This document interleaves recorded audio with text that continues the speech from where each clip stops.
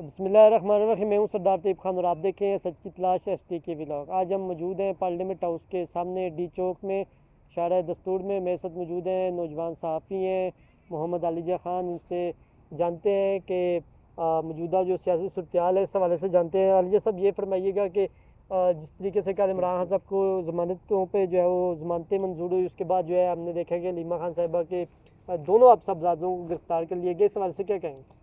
देखिए, मैं ये समझता हूँ कि ये एक्ट ऑफ डेस्परेशन है। और कल जब इसी इशारा दस्तूर पर वाक़या सुप्रीम कोर्ट ऑफ पाकिस्तान से इमरान खान साहब को 9 मई के 8 मुकदमात में ज़मानत दी गई, तो हुकूमत को बड़ा धचका लगा कि कहीं पाकिस्तान तहरीक इंसाफ और ताकतवर हलकों के दरमियान मामला सेट तो नहीं बैठ गए। आपको पता है कि हुकूमत का सर्वाइवल इसी में है कि पाकिस्तान तहरीक इंसाफ और इदारों की जंग रहे। फिर आपने देखा बैरिस्टर अकील मलिक और अता तारड़ ने बड़ी धुएंधार प्रेस कॉन्फ्रेंस की और कहा कि 9 मई वालों को किसी सूरत माफ़ नहीं किया जाएगा। तो फिर हम ये देख रहे थे कि नैरेटिव जो था ना, जो हुकूमत ने खड़ा किया हुआ 9 मई का, वो ऐसे धड़ाम से गिरा जब पाकिस्तान की सबसे बड़ी अदालत ने 9 मई के 8 मुकदमात में ज़मानत दे दी। तो फिर मुझे लगता है हुकूमत बड़ी बेचैन थी, उनको समझ नहीं आ रही थी। उस बेचैनी की कैफियत में उन्होंने फिर इमरान खान साहब के भांजों को और हलीमा खान साहबा के बेटों को गिरफ़्तार किया है। और आप तो अडयाला जेल कवर करते हैं, हर दफ़ा वहाँ पर जाते हैं, आपने देखा शाहरेज़ बारहा वहाँ पर अडयाला जेल पहुँचे, पुलिस और हलीमा खान साहिबा वगैरह वहाँ पर मौजूद होते थे। अगर गिरफ़्तार करना था या 9 में मतलूब थे, तब क्यों नहीं गिरफ़्तार किया? वो पाकिस्तान को रिप्रेजेंट करने बारहा मुल्क से बाहर गए, FIA ने गिरफ़्तार नहीं किया, उनको एयरपोर्ट पे गिरफ़्तार नहीं किया गया। तो मेरे ख्याल में एक तरह से अपना केस खुद ही कमज़ोर कर रहे हैं जब 2 साल बाद किसी को गिरफ़्तार करते हैं और 30 रोज़ा जिस्मानी रिमांड मांगा गया, 8 रोज़ा जिस्मानी रिमांड दिया गया। और आज फिर उनके छोटे भाई शेर शाह, वो जब वापस जा रहे थे अपने वालिद साहब के हमरा अदालती प्रोसीडिंग के बाद, तो उनको भी गिरफ़्तार कर लिया गया। और DIG इन्वेस्टिगेशन कह रहे हैं 9 मई पे कोई माफ़ी नहीं है। तो मेरे ख्याल में हुकूमत को थोड़ा नहीं बहुत सोचने की ज़रूरत है। और जो कवानीन बनाए जा रहे हैं और जिस तरह चीज़ों पर अमल दरामद किया जा रहा है, किसी के घर में इस तरह घुसना और वारंट दिखाए बगैर उसको अबडक्ट कर लेना, ये सरासर गैर आइनी है, गैर कानूनी है। और किसी भी पॉलिटिकल एफिलिएशन से बालातर होकर कोई न्यूट्रल आदमी भी यही कहेगा कि ये गलत किया गया। और वो बंदा जो पाकिस्तान को बैनुल अक़वामी सतह पर बतौर एथलीट रिप्रेजेंट कर रहा है, उसके साथ ये नहीं करना चाहिए था। आज हथकड़ियाँ आपने देखा, हथकड़ियाँ लगाकर उनको वहाँ पर पेश किया गया, तो बड़े डिस्टर्बिंग विजुअल से मेरे ख्याल में इस तरह हुकूमत अपना ही नुकसान कर रही है। और अगर उनका कोई 9 मई का बयानिया है भी है तो उसको कमज़ोर कर रही है। अच्छा, मुझे ये बता दीजिएगा कि सुहेल वराज साहब की कॉलम की बड़ी गूंज है। इस हवाले से कहें कि DG SPR साहब ने भी जो है वो उसकी तरदीद कर दी, तो क्या वजह है कि सुहेल वराज साहब को क्यों लिखना पड़ा इस तरह के कॉलम?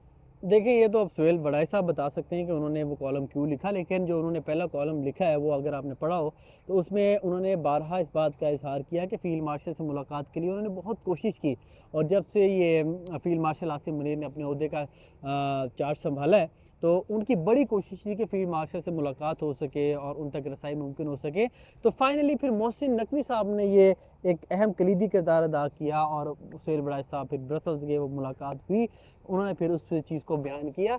लेकिन अब ये लोगों के लिए है कि वो डिसाइड करें वो क्या समझते हैं कि DG SPR ने जो तरदीद जारी की है उसमें ज़्यादा वज़न है, या सुहेल वड़ाई साहब ने जो बातें बयान की हैं उसमें ज़्यादा वज़न है। मेरे ख्याल में लेट द पीपल डिसाइड, लोग डिसाइड करें कि वो किस बात पे यकीन करते हैं। तो आप क्या समझते हैं, इमरान खान साहब जो है वो बाहर आ सकेंगे? क्योंकि अलकादर केस रहता है, उसके अलावा कहते हैं कोई केस नहीं है, तो अगर देखिए जमानत हो सरदार जाए तो? साहब, आपको भी बेहतर पता है इमरान खान साहब के केसेस अभी समाअत के लिए मुकर्रर नहीं हो रहे थे। ये भी कितने अरसे बाद मुकर्रर हुआ, बार बार 8-9, इल्तवा हो रहा था, हाँ। बार बार तोशा खाना 2 केस अडयाला जेल में समाअत ही नहीं हो रही। आप गए थे लास्ट टाइम, उसके बाद हुई है, उसके बाद अभी तक जुडिशल कॉम्प्लेक्स में ही समाअत होती है और मुलतवी कर दी जाती है।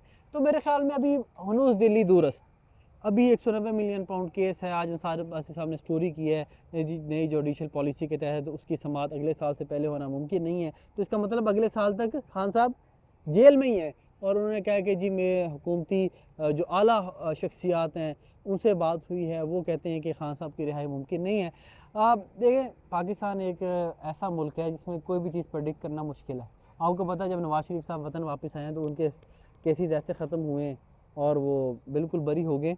तो कहने वाले ये भी कहते हैं कि अगर ये होना वो मामला तय होने हो तो खान साहब 2 घंटे में बाहर आ जाएंगे, लेकिन जो अपेरेंटली सिचुएशन है ऑन ग्राउंड, जो केसेस हैं और जो मुकदमात की समाप्त नहीं हो रही, बज़ाहिर लगता है कि अभी खान साहब को बाहर आने में काफ़ी वक्त है। अच्छा, जो लोग ये कैंपेन चला रहे हैं या अशरफ जल मरवत साहब बार बार ट्वीट भी कर रहे हैं, हालांकि उनको इस तरह अपनी चीज़ों की वजाहतें नहीं देनी चाहिए अगर वो सच्चे हैं या वो नगा रहे हैं जो कुछ भी है, तो उनके वजह से जो इस वक्त ट्रोलिंग हो रही, क्योंकि आपा के दोनों जो है हलीमा खान साहिबा के जो है दोनों बेटे साहबजादे जो है वो गिरफ्तार हो चुके हैं, और मरवत साहब दूसरे का शेर शाह का बड़ा नाम लेते थे टीवी चैनल्स पे, तो मरवत साहब के साथ इसको जोड़ना क्या वाकई ठीक है? सोशल मीडिया पे जो देखिए वो थोड़ी तो जायज़ जुड़ेगा ही, तनकीद है। अब सारी बात है। अब इस डे एंड एज में जो दौर है, आप कोई बात करते हैं वो सोशल मीडिया पर सर्कुलेट होती है, मेन स्ट्रीम मीडिया पे होती है, उसका एक रिकॉर्ड होता है। अब मरवत साहब हर टीवी अपीयरेंस पे ये कहते रहे हैं कि जी आपने हसन न्याजी को तो गिरफ़्तार कर लिया, हलीमा खान के बेटे को गिरफ़्तार नहीं किया, इनकी इस्टेब्लिशमेंट के साथ सेटिंग है और इस वजह से उनको गिरफ़्तार नहीं किया जा रहा। और उससे पहले तो किसी को शायद पता भी नहीं था कि शेर शाह इस मामले में नाम इस ही तरह नहीं से आते थे। किसी को पता भी नहीं था, नाम भी नहीं पता था। तो मरवत साहब ने हर दफ़ा कहा, हर दफ़ा कहा, हर दफ़ा कहा।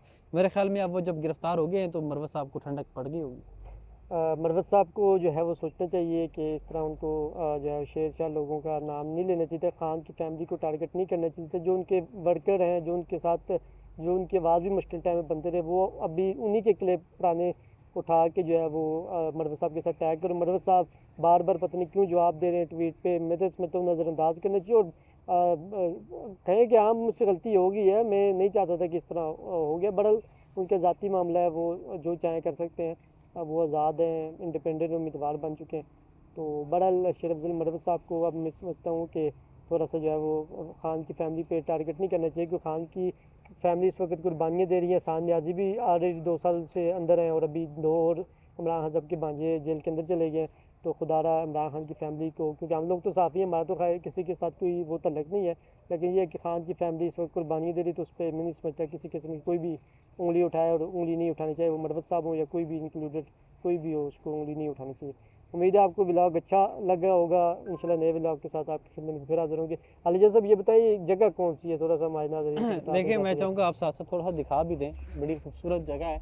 और ये साबिक स्पीकर कौमी असम्बली और साबिक वज़ीर आज़म भी रह चुके हैं राजा परवेज़ अशरफ, उन्होंने अपने टेन्योर में ये तामीर कराई और जिस दिन उनका आखिरी दिन था तो फिर उन्होंने इसका इफ्तिताह किया। ये 1973 का जो कॉन्स्टिट्यूशन है, आइन है, उसकी एक यादगार तामीर की गई है। और आप देख सकते हैं कि उसका प्रेम्बल वो भी यहाँ पर मेंशन है और मुख्तलिफ आर्टिकल्स भी, आर्टिकल 1, आर्टिकल 2, आर्टिकल 3 सारे यहाँ पर मेंशन है। तो एक बड़ी खूबसूरत है और बड़ी अच्छी जगह पर बनाई गई है और इसकी बड़ी अच्छे तरीके से देखभाल भी की जाती है। तो इस्लामाबाद ओवरऑल ही बहुत खूबसूरत है और इसकी खूबसूरती को अल्फाज में बयान करना मुश्किल होता है एट टाइम्स। और जब मौसम खुशगवार होता है तो इस्लामाबाद की खूबसूरती वाकई में नाकाबिले बयान हो जाती है। अब तक के लिए इतना ही। मोहम्मद अली खान और सरदार तैयब खान को डी चौक से दीजिए इजाज़त। अल्लाह खुदा हाफ़िज़। हाफ़िज़।